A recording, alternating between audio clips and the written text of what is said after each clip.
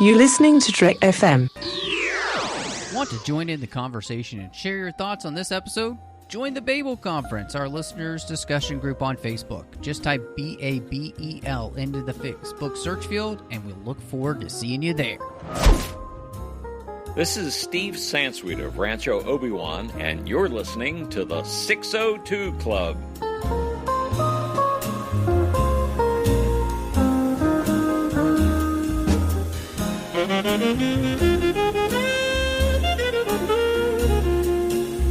Welcome to TFM's local watering hole for all things geeky. I am just one of your hosts here, Matthew Rushing, and with me, as she is almost every single week, the one, the only, Christy Morris. I'm back. I'm ready to play some pipe organ and take a deep dive into something cool. Oh, sounds good to me. Oh, man, well, I've got a whale of a tale to tell you. You do? Of a tale or two. Is it true as your tattoo? I guess not, because I don't have a tattoo. So, kind of makes it difficult to tell this story. But, no, we're going to have some fun. Obviously, as everybody knows, it's been difficult to get to the movie theater because, well, many of them have been closed and there haven't been really any new movies coming out. And so we're going to go back in time. I'm really excited to do that with 20,000 Leagues Under the Sea from Disney, and this is going to be fun. It kind of we did the same thing with Swiss Family Robinson, which I thought was a real joy to be able to do. And so going back to 1954. But Christy, did you know that we got a new star rating and review over there on Apple Podcasts? We did. Yeah, we did. This one says, follow the bat signal no longer. This is the podcast you're looking for. They gave us 5 stars, and it's from hashtag Another Happy Landing. And they said, this is an amazing show covering all things nerdy. Matt, gotta say, you turned me around on the DCEU. I watched the extended cut of Batman v Superman and loved it to death. And I also love Justice League and love Star Wars and Marvel and all the other stuff. Sometimes I listen to the reviews of stuff I know I'll never watch just to hear you and the other hosts go on about it. Well, thank you so much, Another Happy Landing. We're glad that you're listening and enjoying the show. And, man, to hear that I changed somebody's views on Batman v Superman, I could not be happier. As if you needed more ammo. I know. I'm just saying. I'm right. You're wrong. But other people are wrong. Thank you for all the review. People are wrong that don't like it. Anyway, but thank you all to the people who have helped us. Christy, also, this is something that's really cool, and I really wanted to shout out to all of the listeners here because they made this happen. But this has been the biggest month in 602 Club history. And for the first time ever for our show, it looks like we are going to break over 10,000 downloads in 1 month. That is incredible. Yeah. And I mean, especially since, you just hit episode 301. Yeah. So, yeah, I mean, oh my gosh, thank you. Absolutely. So I really did want to say a huge thank you to everybody for sticking with us and listening for so long. It's rare, I feel like, to have a podcast have this many episodes, but we just love doing it. And I got to give it to you guys. You're making it worth it with all the downloads and listens and everything. So we really appreciate it. And giving us reviews on places like Apple Podcasts, which if you have the opportunity, that really still, it does. It makes a difference. I looked at the numbers just with what the downloads and where they come from, and still a majority come from some part of the Apple system. And so when you give us a star rating review on Apple Podcasts, it really does make the show grow. But the great thing is these days you can get podcasts anywhere, and we're on every platform from Spotify to Amazon Music to everything that you can find podcasts under. So please make sure to subscribe wherever you're listening so you get the show as soon as it drops. Want to say a huge thank you to our associate producers here through Patreon. And I wanted to mention Patreon specifically. You know, Trek FM is a huge network, and we can't put shows out like this without you. In this time, we really do. We're in some desperate need of help. So go to patreon.com/TrekFM, see how you can be part of our team. Again, the most important thing is every little bit helps, but we do have some great contribution levels that you can give at. And so again, that's patreon.com/TrekFM. Of course, you can find us on Twitter at the 602 Club. You can also find us on Instagram at the 602 Club TFM. So please follow us on both places. We're really enjoying interacting with everybody and growing the show on Twitter now that we've got our own places for people to actually follow us. So all in all, I would say that again, huge thank you. Christy and I really appreciate it. We love all of you guys for listening. And again, you've just made this the biggest month we've ever had. And so we really appreciate it. Christy, this 20,000 Leagues Under the Sea is a classic tale. Of course, you know, it's all based off of Jules Verne's book from 1870. And quite an incredibly inventive book, and obviously one that really predicted a lot of the things we take for granted now, technology-wise. And so I was wondering, is this one that you have ever read before? I've still actually never read the book. I don't know why. I feel like it's one of those things that you just, I guess, pop on the list of, oh, these are classics I need to get around to, probably. No, I can understand, and I mean, I still have plenty of books on that list that I'm trying to make my way through too. So, this is one that I have read, and I'm always glad that I did. And I've actually been meaning to go back and reread it. In fact, we did like one of those like Yankee swap type things, you know, for family Christmas the other year, a few years back, and I actually got a really nice copy of this book. That, and so I'd love to go back and reread it. But if anyone listening has never read it, it's really an interesting book. It's fascinating.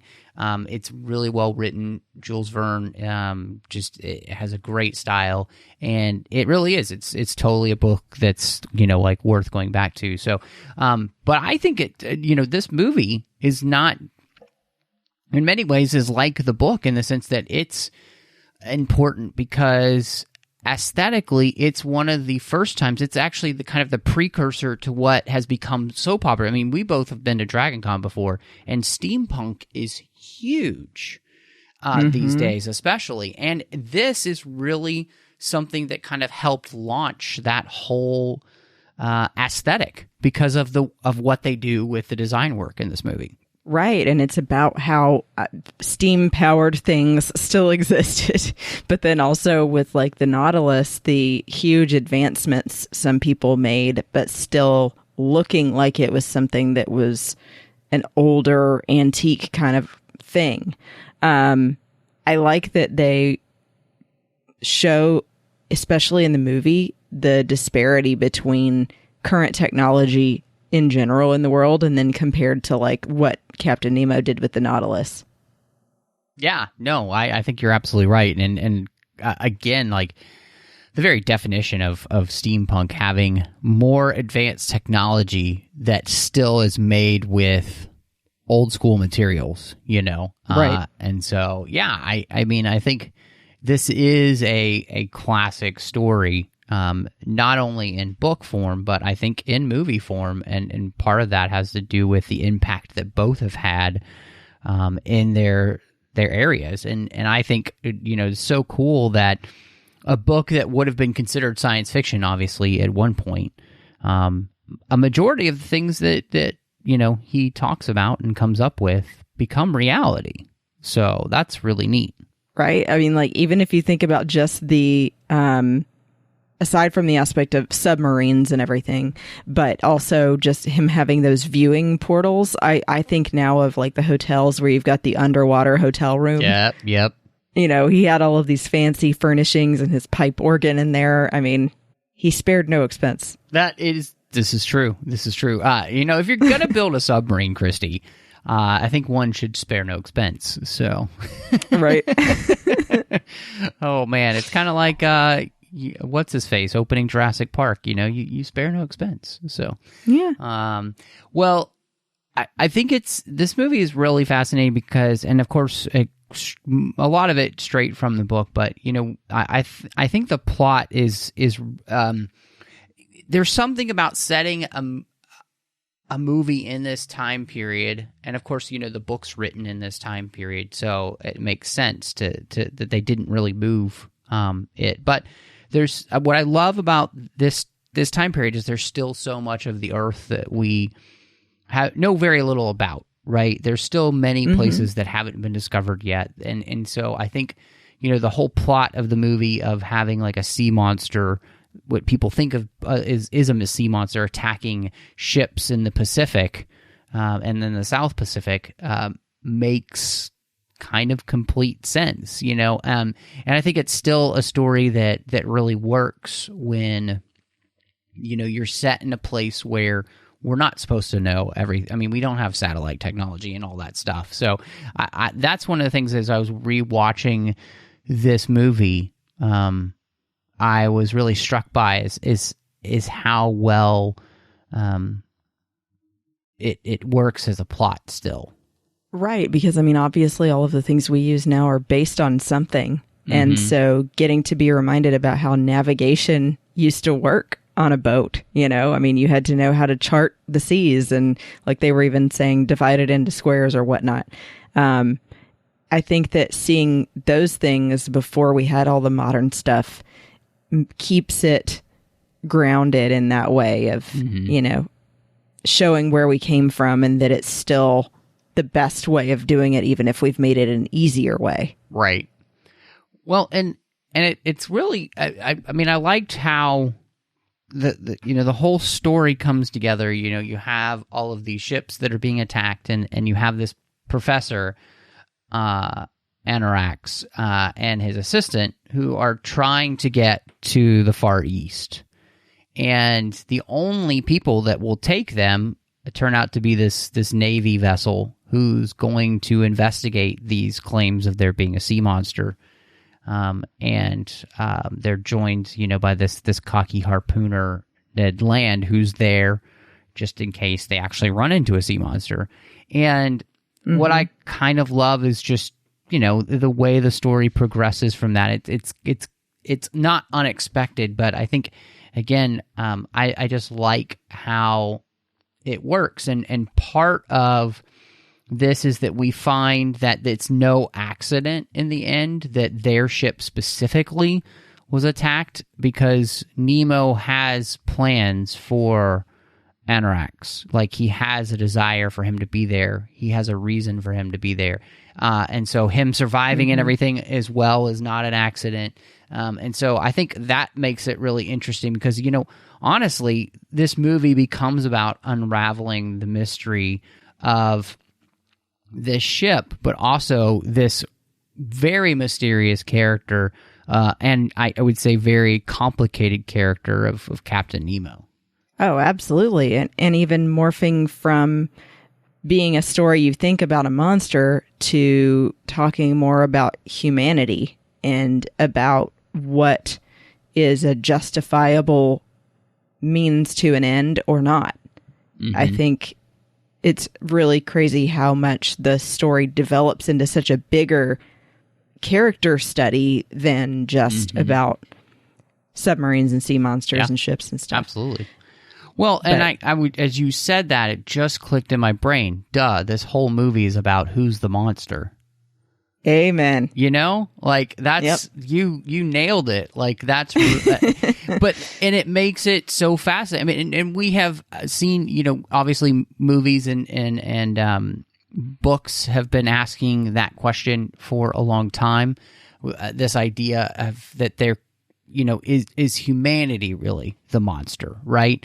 And I think, that is fascinating here because as we, dive into the character of Nemo, and it's definitely, I think, a good time to talk about him because his character is all based on his experience of the pain and suffering that he's gone through and his response to that. And and I thought that was really fascinating, because that's where we connect then that idea of who's the bigger monster, or who is the monster. You know, is it this, what he calls this hated nation, or is it him? You know, has he turned himself into the monster, or has he maybe turned himself basically into the thing he hated? And you realize that it's a complicated question that Right. I think really like everybody who watches this may have a different opinion. But I think that they show you, when you first meet Nemo, all you're seeing is that he's this ruthless person that feels like if you're not of use to him, or you're going to try to escape, that he's just going to kill you, you know, leave you to drown in the ocean. But the more that you watch him, it doesn't excuse it, to me at least. I see what you think, but we're probably on the same page. But it at least helps you understand him more, and how he got to those conclusions, especially when you hear about how, you know, his wife and daughter were tortured to get information out of him. I think, though, it still shows you that there's no reason then to condemn all of humanity for the acts of a few people. Yeah, I mean, his story, as you mentioned, is pretty awful. I mean, he's sent to this penal colony called Rurapente, which is great because they use that in Star Trek VI. That's the name of the Klingon penal colony. So I love remembering that that's where they pulled this from. And, you know, they escape, and then they end up creating the Nautilus. And we find out that also his son and his wife have been tortured because... Oh, sorry, I thought it was daughter. Yeah, I think it's son, but maybe, yeah, I can't... wife and child. Yeah, that's a good question. But regardless, they are tortured to death because he won't give them the secrets of his creation. And so he allows, you know, his hatred and his vengeance to just consume him. And I think, you know, that question we were kind of looking at of like, who's the monster? I think, to me, in the end, they both are, right? Mm-hmm. Right, because he was punished for something he, you know, was just trying to protect people from, by then this happening to his wife and child. And then humanity is terrible for putting people in these kind of places in the first place, and for doing that to his wife and child. And, you know, he thinks that the solution then is to just leave society and live in the Nautilus with the other people from the colony. But I mean, it's shown throughout the many ships that he ends up coming across that they're never going to stop coming. He can't really ever escape, even though he feels like he has. Well, and two, like, you know, he's actively going after people and sinking them too, you know? I mean, so, and then on top of that, you know, there is this idea that he's kind of like removed himself from the world. But in doing that, he's, as you mentioned earlier, he's become cold. You know, he is somebody who wouldn't probably have saved Ned, but Ned saved him. And there's, he's really an anti-hero who has really, in many ways, become amoral, and become a code all his own, which, you know, is a dangerous place to be in response to the evil things that have happened to him. But I mean, the question becomes, do two wrongs make a right? And that's really where we come down to, is we see here that this is not the way to solve the problem, because anyway, in many ways, he's perpetuating a system that he hates by just, you know, sinking ships that come across their path. And I think, yeah, that it's just really fascinating. it makes you think really deeply about these things. And I think that's one of the things that's so fascinating, is that it becomes about how should we respond to the evil that happens to us? Do we respond in kind or not? And it's a great question, especially when super evil things have happened to you. But does it really make it better? And I think we see in this movie, obviously, it just doesn't. Right. And then by contrast, you see, like you were saying, Ned Land save him from the monster, save Nemo, when he had no good reason to. But it just shows that there are two different kinds of people. There's people that believe that all life is sacred and they would save someone no matter what they did because it's the right thing to do.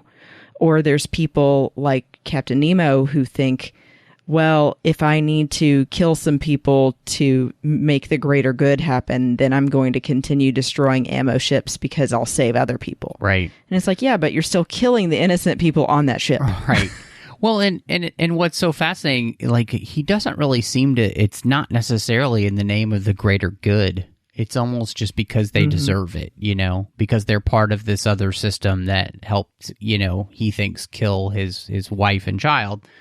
When, and this is one of the things that's really interesting about that, because on the other side, you have the professor who is trying to get him to see how his inventions could make the world a better place.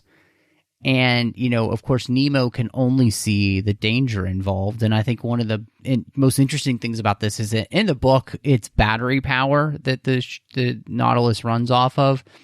But here it's atomic power. And so I think, obviously this being made in the 50s, right at the height of the atomic age, you have that question, right, of what do we do with this power? Are we ready for this power? And so the responsibility of how we use something as deadly as atomic power is a huge question. And yet you have the other side. You have the professor saying, like, this could help make the world a better place if we shepherd it correctly. And and Nemo can't see that and doesn't want to see it because all he sees is that they turn it into another weapon, which, the problem is he's not actually wrong. Mm-hmm. But I think too, it raises the question of, is anything like that's a new frontier always going to be a toss-up risk like that? Mm-hmm. Is the good it could bring or the bad it could bring worth the risk of disseminating that information? So, I think that it's the same thing as if you think of other modern things that we've come up with technology-wise, like genetic manipulation or growing tissue to help people, replace body parts and things. It's that question of, are we taking on more power than we can control? Mm-hmm. So, yeah, I think that's a really excellent point. And it, you can see the professor constantly trying to play that line of not crossing too far with Nemo to make him change his mind about showing him everything, but still wanting to have some influence to say, look, this can do good things in the right hands. One of the things that I was thinking of is that what we see is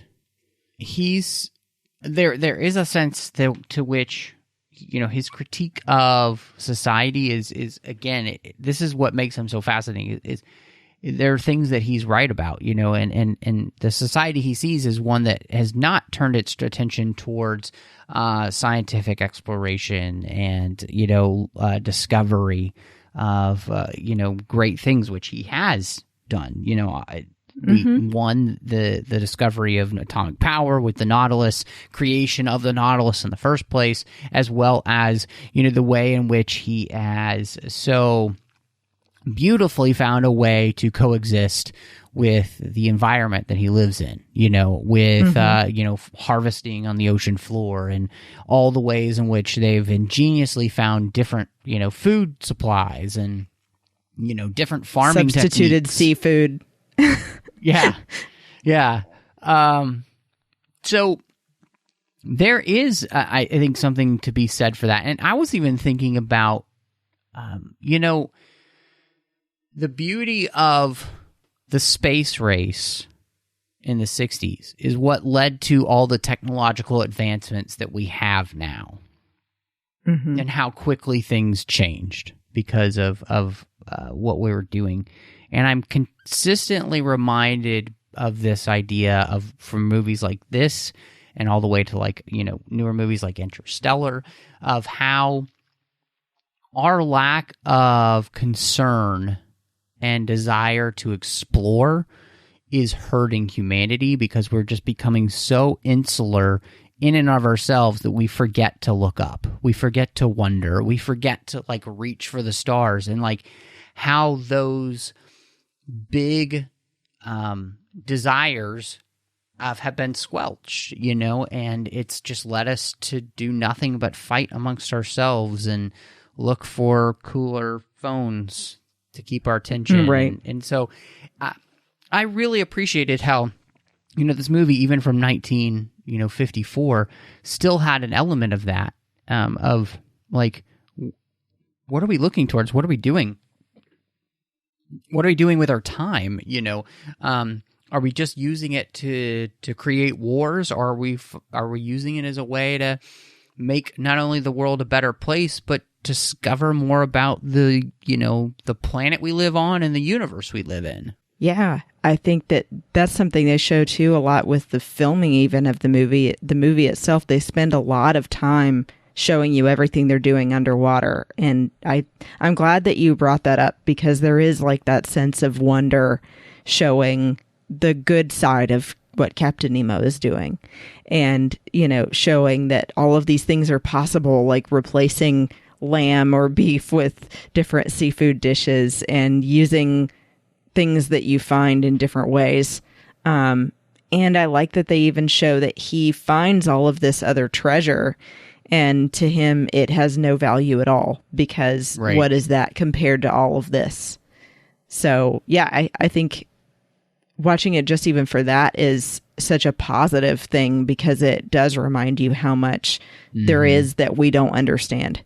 Yeah, I mean, because it is about existence, right? It's about survival. It's about living in, with Nemo, he has found his kind of way to kind of live in harmony with his surroundings, and doing that in a beneficial way, in a responsible way. Those are all great things. And honestly, when I think about, even just for me spiritually, I feel like that's something humanity's been called to. It was our first job, which was to take care of the world we've been given, right? So, Nemo is actually doing a great job of that. What he's not doing a great job of, as we talked about, is the relationships between people. And so I really love that this movie is so complicated with this character. And it gives us, I think, a real ability to be able to have sympathy towards the character, but at the same time also revile against the character as well, where we should. And I love that we play with that in this film. And I think just casting-wise, James Mason does a phenomenal job as that with Captain Nemo, playing that very cold, kind of calculated mind, and yet then he also has that vulnerable moment where he's with the professor, and he talks about what had happened, to his wife and his child, and it's just, I think he really, it's an iconic role to me. He really pulls off this anti-hero, almost villain, super well. Absolutely. Yeah, he stands out. I think he and Kirk Douglas as Ned Land, to me, are the two that I remember more than anything else. And I mean, obviously they want to, but I think that especially the scene where you can tell that even though Captain Nemo's made the decision to destroy these ships by crashing into them, that he is taking it seriously. It's like you can see there's more complexity there than just determination to kill people.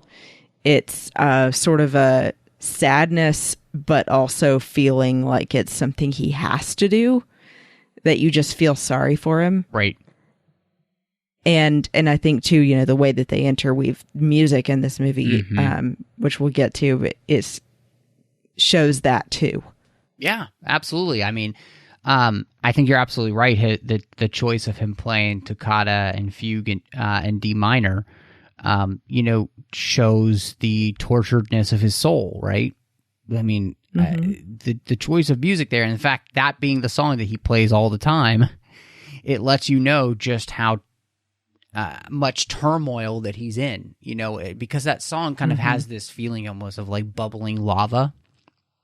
And so I think, I mean, we were talking about that even, you know, before we started recording, and you had mentioned that. And I just think absolutely that it's one of those places where music plays a really important, music plays a key role in helping you understand the psyche of a character. Yep. I think we're both on the same page with that one for sure. And then even too, you know, just the little things with music in this movie that were more funny. You know, we were joking about Whale of a Tale. Yeah. I was trying to remember the name, but it's also just so catchy. Yeah, no, absolutely. It's funny, you know, that to think that was written for this movie, and no, absolutely. And Kirk Douglas performing. I mean, you know, I think Kirk Douglas is great in this role, and it's what's fascinating to me too to see is that, you know, Kirk Douglas is a pretty big deal by this point, and this movie is more of an ensemble between 4 different main characters, 3 really, but you know, he definitely doesn't get to be the focal point every waking moment of the movie. And so but I think they picked just somebody who he has the personification you need for this character. You know, I think it's like Kirk Douglas is Americana in this movie. You know, he's the swashbuckling hero who probably would rather you think he has more of a dark side than he actually does, right? You know, I just he really is very good in this role. And they show that he's not just this guy that only cares about women and treasure, but that is actually a genuinely good person and is seeing what's happening. And I like that they make him the character that realizes what's going to happen to them and, you know, is trying to warn the professor and his assistant that this is not a guy that you need to befriend. He's like, you know, he said something like he's going to feed you treats all the way to the end. Yeah, absolutely. And it's like, yeah, you're eating out of his hand, and then before you know it, you're dead. And he's like, so in the meantime, I'm going to come up with a plan. and then he ends up being the one to kind of save the day. So I think that it's also interesting too, seeing Kirk Douglas when he's really in his prime and not, you know, later years, which is what I'm more familiar with. Yeah. Well, and you know, I do think that this is what's fascinating is because he's not quite right about Captain Nemo, right? Because what we learn is that Nemo actually, his desire with the professor is that he had hoped that he could possibly be a bridge to the rest of humanity, finally. And so... And the problem is that Nemo keeps going back and forth in his mind of whether or not this is actually going to be possible. You know, can I actually give humanity these secrets yet? And so, and I think Kirk Douglas's character Ned just realizes the ultimate danger that they could be in, though, if that doesn't pan out, basically. And what the professor hopes basically won't pan out. And I thought, you know, Paul Lukas does a really good job of the professor, of being somebody who's trying to, and in many ways, he's approaching Nemo as a scientific experiment. Like, he wants to know about this character. He wants to know what makes him tick. He wants to know, you know, how he's come up with these scientific ideas, because he has that scientific curiosity, which Nemo has kind of been looking for, some almost a kindred spirit to build a bridge with. And yet, unfortunately, they also have this vast difference of one still has a moral compass and the other one really doesn't. Yeah. And the poor professor keep thinking that he's going to turn him. And then ultimately Nemo's anger gets the best of him. And I think, the actor, Lukas, does a good job of just portraying all of those things. And I think one of the things that they did well with the casting here is that everybody is really watchable on screen. I've loved James Mason for a long time. He was in North by Northwest, a Hitchcock movie that's one of my favorites. And then Peter Lorre being, the professor's assistant, Kunsel, I think is fantastic because he was in Casablanca, and he's just he's a funny character. Of course, he plays kind of the side character in many of the roles that he's in.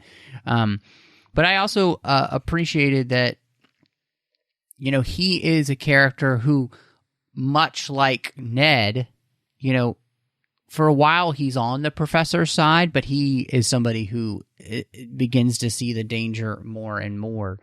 And I think, it creates that tension well to have a character like him, and just what Peter Lorre can do to really make the struggle between Nemo and the professor even more difficult, because the professor has somebody who's really close to him that begins to see things becoming much more dangerous than I think even maybe the professor wants to admit. So I thought that, again, Peter Lorre is just great. In anything he's done, I've seen him in, he's great. Yeah, I like that too. They have several scenes here where his character Kinsale comes across as even kind of slimy and playing both sides, because you see when he and Ned Land go diving with the rest of them that they end up going off and finding treasure. Right. And then later he's trying to act like he wasn't looking for treasure at all. He was just exploring. Of course, Ned's like, excuse me?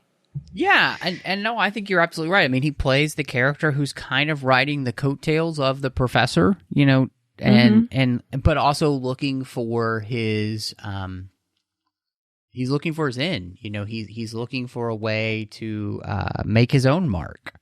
And so, right. Absolutely. I think you're right. And Peter Lorre is definitely very good. Again, in Casablanca, he plays a character that has some similarities with this kind of like swarminess and sliminess that is endearing in some ways and like creepy in others. And he's just very good at playing that type of role. So,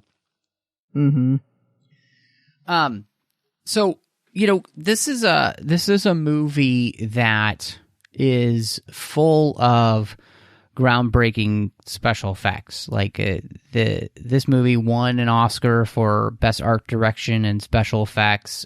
It's one of the first movies that was shot with a CinemaScope lens, which was a new lens at the time. It's not often used anymore because there are other lenses that have replaced it, but that really gave it a full, vibrant picture. And man, I do have to say, rewatching this, we watched on Disney Plus. We got a 4K TV at home, and but this movie still looks really good. Right, especially the underwater scenes. That to me stole the show. I mean, every time they open the window to look out, or showing them farming under the water or wearing the ridiculously primitive scuba suits. Now looking back, but you have to start somewhere. I think that it definitely shows that there's so many things about it that were ahead of its time. And even though to us at this point, the monster at the end looks a little ridiculous, and I think we know that squids are not going to just seek people out and attack them like that. Or submarines. Yeah. and keep coming, even though they've been shocked. I think that it's definitely visible that the special effects, the way that they shot it and everything, make it look so good for 1954. Well, and I think what I was really interested in is, learning that they reshot the scene with the big squid fight because they had done it just in a still setting. Just it wasn't raining, it wasn't darker, and they reshot that whole thing. And by putting the storm in, it obviously makes it much more tense. But it also helps hide the wire work that they're using, for the squid's tentacles. And, again, part of that is just, you have that reality of it really being there and, really wrapping around people and everything. And yes, there's some cheesiness to it, but at the same time, when you realize what they're doing, it's pretty phenomenal. And, like you said, just even all the underwater scenes, one of the things that, we kind of dinged Thunderball for when we talked about it with John Champion was the fact that all that underwater work, it's almost like they got so enamored with what they were doing that they didn't realize it kind of got boring. But I never felt like anything they were doing underwater here got boring because they were always like using it to show how they're, doing their underwater harvesting and all those kind of things. So they never went too far with it, which is, it just shows they knew exactly what they needed for this movie, and especially with the look and the feel of it, which really helps. Yeah, I think you hit the nail on the head with that. Keeping things just to the amount of time that you need to get your point across is always going to be the better way to go than just gratuitous filming of underwater. Because at a certain point the lighting is all the same, there's not anything super fascinating going on unless someone's getting attacked by a shark. Right. I think that they definitely did the best job of keeping it to the point. Mm-hmm. Well, and one of the things too I think that helps the movie is that in the book you have the submarine, which is really streamlined, cigar shaped, which classic, you think of today's submarines, that's basically what they are, right? And so by them, making the Nautilus more ornate, and even just by the way they created it in the sense of, like we said, it's really a precursor to all the things we know from steampunk. It has that feel. It feels like a steampunk ship. And I think that's one of the things that really helps with the underwater scenes too, is that the Nautilus itself is a interesting and beautiful ship to look at underwater. It's not and I think they probably realized what they needed was a ship that was more visually interesting than just a cylinder, running underwater, because that would have been super boring. Yeah, well, and even like something that would look almost monster-like, because especially when it's coming through the ocean at first before you know that it's a ship, it looks almost like two glowing eyes coming in the water toward you. So I like how they did that with the lighting and the windows on the submarine to make it look kind of like it could be a monster until it's too late. And then even showing, I love that they do some shots to establish the construction of the Nautilus, showing that it's like metal plates and all of these giant screws and things holding it together, and that it is totally ahead of its time as far as the other ships. Yeah, absolutely. Well, and and that all comes down to the very, very end, when they go to his mysterious island, which, is where they built the Nautilus and kind of houses the technology that they use, and they blow it up so nobody else can get to it. Mm-hmm.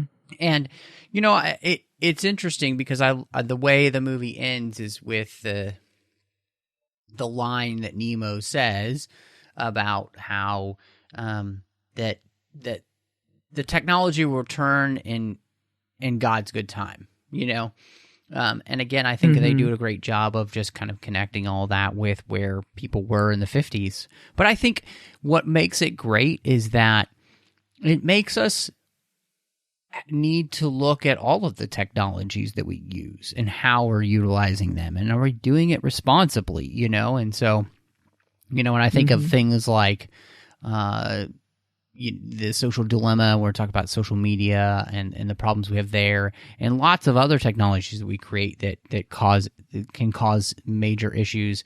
And I just think it's a timely movie still. That's what I was really struck by, is how many of the themes are still important for where we are today, because they're important. They're questions that we as human beings should be asking all the time. Yeah, exactly. I think that's something that makes this so rewatchable, and maybe someday we'll get a sequel. Yeah. To learn about the island. I'm just kidding.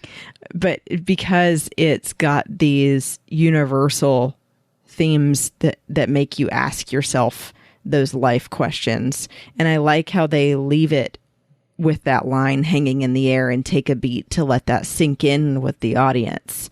That's the goal of the whole movie, is to make you think about how advancements are handled and how human behavior could be better, and how the ends don't justify the means. All of these big things, I think, are the whole reason that the movie was made in the first place, or the book was written in the first place, was that Jules Verne had this idea of how things should be. Yeah. No, I think that's great. I'm kind of wondering too, as we've been talking, then what for you would rate 20,000 Leagues Under the Sea?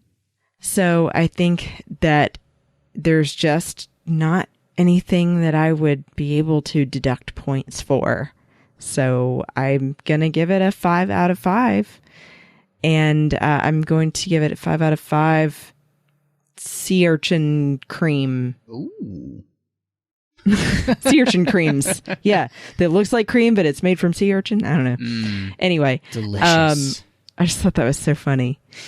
But because there's so much here that we were both saying is still so meaningful, and that stands the test of time and is really cool to look at and has some humor on occasion, but, overall has this tone of, making you question things. So, and we've said before that we love submarine movies. So 5 out of 5 for me.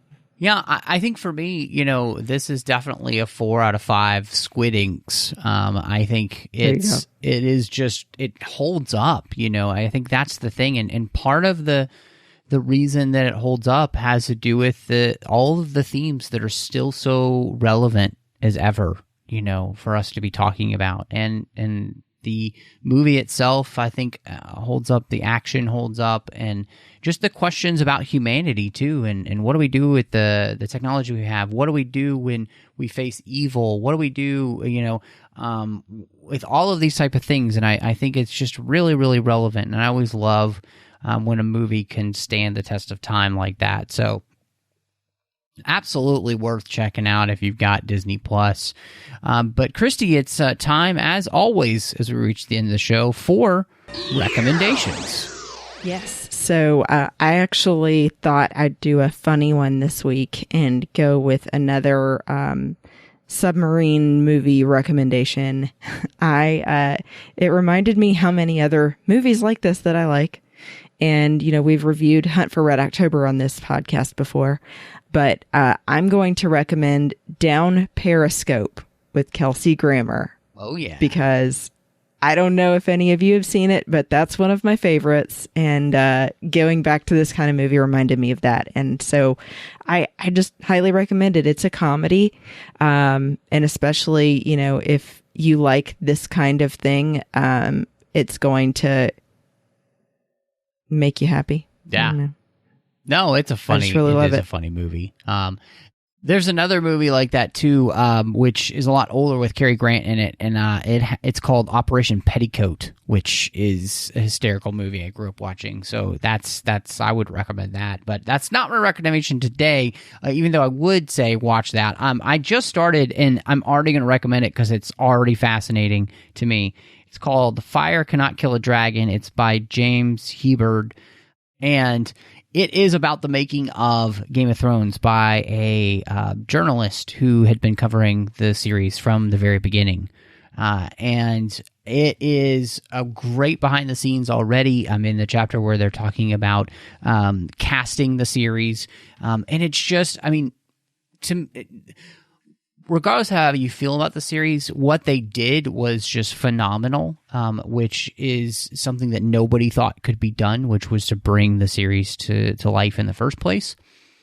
Mm-hmm. And it's not just that, but it's the fact that it's a monumental achievement in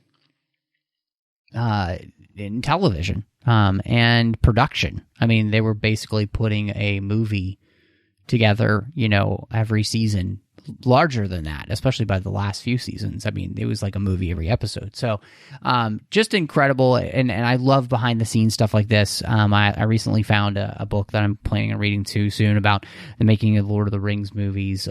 So I can't wait. I'm super excited to continue going, but I'm going to go ahead and recommend it anyway, because I think if anybody loved that series, this would be great. It's got a ton of behind the scenes stuff in it. Of course, and there are over 50 interviews with cast, crew, creators, as well as Martin himself. So it's got firsthand knowledge of everything that they're talking about. So great. But Christy, before we get out of here, where can everybody find you online if they want to see what else you've got going on? Sure. You can find me on Instagram, Twitter, and TikTok at BestBenBell, and also do a couple of podcasts when I'm not here on 602 Club with Matt. I do a show with my friend Teresa Delgado called Sabers and Spells, where we talk about other geeky stuff outside of just the things that Matt and I usually cover. It'd be more like Harry Potter, it'd be Stranger Things, and then soon we might be doing some My Little Pony. Who knows? And I also do a show called Planet Leia on the Fantatrax Network, and do that with 5 other women from around the world talking about Star Wars. Of course, you can find me on Twitter, Instagram, Letterboxd, and Vero under the name MattRushing02 here on the network. I'm also doing Literary Treks as well as The Orb, both with Chris Jones. Literary Treks is the books and comics of Star Trek, and The Orb is about Star Trek Deep Space Nine. Over on the Nerd Party Network, I do 2 shows. One is called Aggressive Negotiations, and that is with John Mills. It's a Star Wars podcast, and we're, of course, talking about our favorite saga each and every week. And then I'm also doing Owl Post with Drea Kaufman as we talk about Harry Potter, one chapter at a time. But you know what? Thank you so much for joining us. And y'all come back now, you hear?